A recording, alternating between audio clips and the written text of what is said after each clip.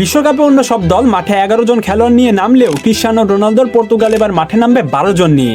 হ্যাঁ, আপনি ঠিকই শুনেছেন, বিশ্বমঞ্চে পর্তুগাল দল 11 জন হয়ে খেললেও তাদের সাথে অদৃশ্য এক দ্বাদশ খেলোয়াড় হয়ে প্রতিটা ম্যাচে মাঠে থাকবেন দিয়েগো জটা। পর্তুগাল দল এবার বিশ্বকাপে খেলবে এক বিশেষ রিস্টব্যান্ড বা হাতের ব্যাচ পরে, আর এই ব্যাচটি তারা পড়েছে তাদের সাবেক সতীর্থ লিভারপুল ও পর্তুগিজ ফরোয়ার্ড দিয়েগো জটা স্মরণে।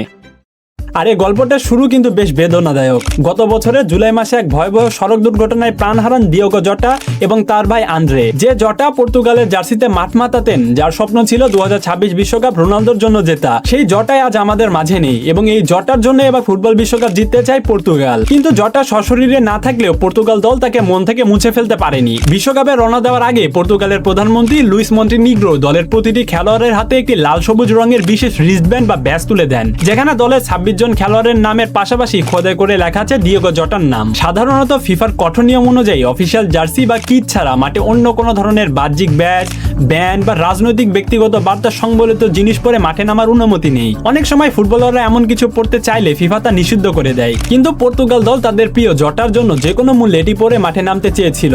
তবে কোনো নিয়ম ভাঙতে হয়নি তাদের, কারণ এই রিস্টব্যান্ডটি এমন বিশেষ ম্যাটেরিয়াল বা উপাদান দিয়ে তৈরি যা ফিফার অন পিচ ইকুইপমেন্ট ও কিট রেগুলেশনের সব গাইডলাইন শতভাগভাবে মেনে চলে। পর্তুগিজ মিডফিল্ডার ভিতিনা মিডিয়াকে নিশ্চিত করেছেন যে ব্যান্ডের উপাদানের কারণে ফিফা এটিকে ম্যাচ চলাকালীন পরার অফিসিয়ালি অনুমতি দিয়েছে, আর যার ফলে ক্রিশ্চিয়ানো রোনালদো থেকে শুরু করে পুরো স্কোয়াড ম্যাচ চলাকালীন মাঠে এটি পরে খেলতে নামবেন। ফিফা নিয়মের ভেতরে থেকে পর্তুগাল তাদের জটাকে মাঠের সবুজ ঘাসে ফিরিয়ে আনছে। পর্তুগালের কোচ রবার্তো মার্তিনেজ এবার দল ঘোষণার সময় আবেগ জড়ানো কণ্ঠে বলেছিলেন, এবারের বিশ্বকাপে আমাদের স্কোয়াড 26 জনের নয়, আমাদের স্কোয়াড মূলত 26+1 জনের, আর সেই একজনই হলেন দিয়েগো জটা। মার্তিনেজের ভাষায় জটা আমাদের শক্তি, জটা আমাদের আলো। প্রিয় সতীর্থকে হারানোর ক্ষত হয়তো কখনো শুকাবে না, কিন্তু পর্তুগাল দল দেখিয়ে দিল ট্র্যাজেডি কিভাবে ভালোবাসায় রূপ নেয়। ডিআর কঙ্গোর বিপক্ষে প্রথম ম্যাচে যখন রোনালদো, ভিতিনা, বার্নার্ডো সিলভারা মাঠে নামবেন, তখন তাদের হাতের ওই লাল সবুজ ব্যান্ডই মনে করিয়ে দেবে পর্তুগাল দলে কেউ একা নয়। দিয়েগো জটা আছেন তাদের দ্বাদশ খেলোয়াড় হয়ে, তাদের প্রতিটি নিঃশ্বাসে আর প্রতিটা জয়ে।